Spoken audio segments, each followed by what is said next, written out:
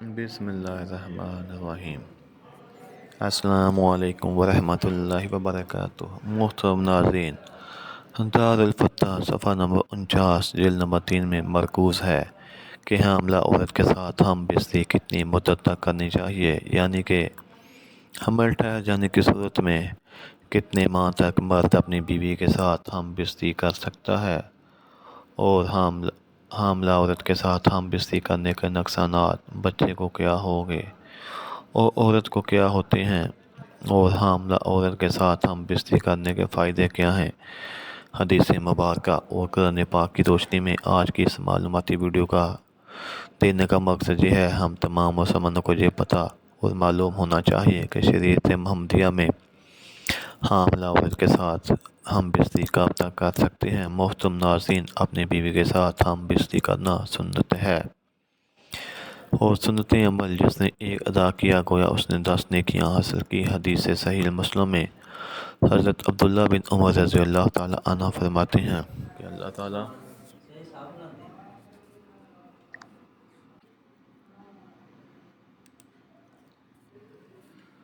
اور اپنے رب کے ڈر سے ٹھنڈے پانی سے غسل کرتے ہیں اور اس کی رضا پر راضی رہتے ہیں۔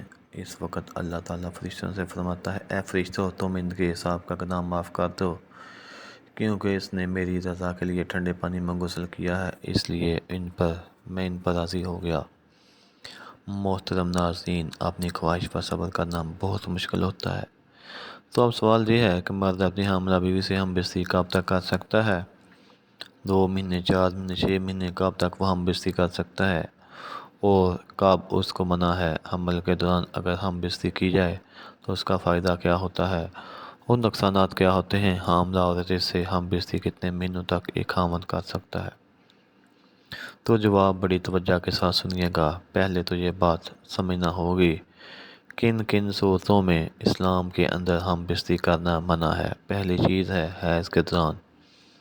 حیض کم سے کم مدت 3 دن، زیادہ سے زیادہ مدت ہے 10 دن۔ ان 3 سے 10 دنوں کے دوران آپ ہم بستری نہیں کر سکتے اپنی حلال بیوی کے ساتھ۔ قرآن پاک نے عورت کے حیض کے ایام میں منع کر دیا ہے۔ بس جمع کچھ یوں ہے کہ وہ سوال کرتی ہیں نبی پاک صلی اللہ علیہ وسلم سے کہ حیض کے بارے میں تو اللہ کے قرآن نے جب آپ کو کہہ دیا کہ عورتوں سے جدا رہو حیض کے دنوں میں، تو حیض کے دن کتنے ہیں؟ کم سے کم 3 اور زیادہ سے زیادہ 10 دن ہیں، تو حیض کے دنوں میں بچ کر رہنا ہوگا۔ دوسری جگہ شریعت محمدیہ نے جو قید اور منع فرمایا ہے اپنی حلال بیوی سے ہم بستری کرنے کو، وہ ہے نفاس کے دنوں میں۔ نفاس کیا ہوتا ہے؟ جب بچے کی پیدائش ہوتی ہے، اس کے بعد عورت کی شرمگاہ سے خون آتا رہتا ہے، نجاست آتی رہتی ہے، تو جب تک نجاست بند نہ ہو جائے، جب بچہ پیدا ہو جائے، اس کی مدت نجاست بہنے کی کیا ہے؟ زیادہ سے زیادہ اس کے 40 دن ہوتے ہیں، اور کم از کم اس کی کوئی مدت نہیں، وہ 8 دن کے بعد بھی بند ہو سکتا ہے، 10 دن کسی وقت بھی بند ہو سکتا ہے۔ تو ان دنوں میں بیوی سے ہم بستری کرنا منع ہے۔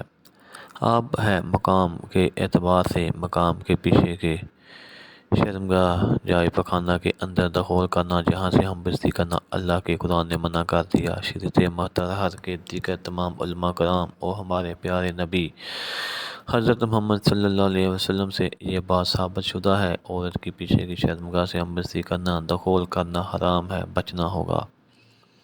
بہت بڑی اللہ کی ناراضگی والا عمل ہے، لہٰذا اس سے بچنا ہوگا۔ اللہ تعالیٰ کا قرآن پاک میں ہے ترجمہ کہ تمہاری بیویاں تمہاری کھیتی ہیں، تم جہاں سے چاہو آؤ، لیکن کہاں آؤ؟ حرف کے اندر یعنی کھیتی کے اندر۔ کھیتی وہ ہوتی ہے جس کے اندر بیج ڈالا جاتا ہے تو بیج اگتا ہے۔ غالب امکان یہی ہوتا ہے کہ کوئی بیماری لگ جائے، کوئی اور مسئلہ بن جائے تو وہ الگ بات ہے، لیکن غالب گمان کیا ہوتا ہے کہ وہاں سے کھیت اگتا ہے۔ جس کھیتی کے اندر بیج ڈالا جاتا ہے تو بیج کی جگہ حرف جس کو کہا گیا ہے وہ آگے کی شرمگاہ بیوی کی ہے، پیچھے کی نہیں ہے، وہ جائے پخانہ ہے۔ پخانہ جائے نجاست ہے، اس سے بچنا ہوگا۔ تو اب آتے ہیں کہ آج کا جو سوال ہے کب تک ہم حاملہ بیوی کے ساتھ ہم بستری کر سکتے ہیں؟ تو جواب بڑا واضح ہے۔ شریعت مطہرہ اسلام کے تمام مواقع، قرآن، حدیث، اجماع یا سارے آپ کو اجازت دیتے ہیں کہ آپ جب چاہیں، یعنی اگلے دن بچے کی پیدائش ہونے والی ہے، اس سے پہلے آپ اگر ہم بستری کرنا چاہتے ہیں تو کر سکتے ہیں۔ ادب اور اپنی بیوی کی صحت کو دیکھتے ہوئے لیڈی ڈاکٹر سے مشورہ کرنے کے بعد آپ کی ہم بستری کرنے سے بچے کو کوئی تکلیف ہو سکتی ہے، بیوی کو کوئی تکلیف ہو سکتی ہے، کسی قسم کا نقص پیدا ہو سکتا ہے، کوئی پریشانی آ سکتی ہے، تو پھر آپ کو صبر کرنا ہوگا۔ اگر اس طرح کا کوئی خدشہ نہیں ہے، کوئی امکان نہیں ہے، تو آپ آزاد ہیں، جب چاہیں، جیسے چاہیں، جیسے آپ کی بیوی کے لیے آسانی ہو، اس کو تکلیف نہ ہو، بیوی کو بھی تکلیف نہ ہو، بچے کو بھی تکلیف نہ ہو۔ صرف یہی چیز آپ نے سامنے رکھنی ہے، باقی سب کچھ لوگوں کی باتیں اپنی جگہ پہ، آپ نے ان کو نہیں دیکھنا۔ صرف اور صرف شریعت مطہرہ آپ کو اس حوالے سے آزاد چھوڑ رہی ہے۔ صرف آپ نے ڈاکٹر کی رائے کا احترام کرنا ہے۔ لیڈی ڈاکٹر جو مسنت مسلمان ڈاکٹر ہونا، وہ حاملہ بیوی کے ساتھ ہم بستری کرنے کے فوائد کے فقہاء کی رائے ہے، لیکن رائے انتہائی مستند کتاب کے اندر لکھی ہوئی ہے۔ اراد المختاریہ فتویٰ کی بہت بڑی کتاب ہے، دارالفتویٰ کا حصہ یہ کتاب ہے، بڑی معتبر کتاب ہے، جس کا صفحہ نمبر 50 جلد نمبر 3 پر یہ بات موجود ہے۔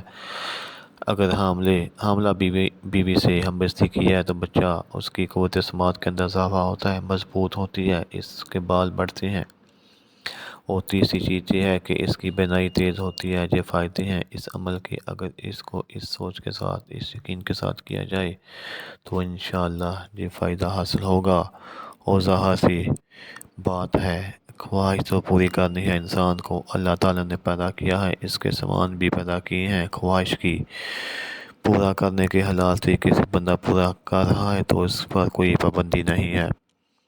اللہ رب العزت ہم سب کو اپنی بیویوں کے ساتھ حسن سلوک سے اور شریعت محمدیہ پر عمل کرنے کی توفیق عطا فرمائے، اور ہم سب مسلمانوں کو حامی و ناصر ہو۔ جزاکم اللہ خیرا۔ اللہ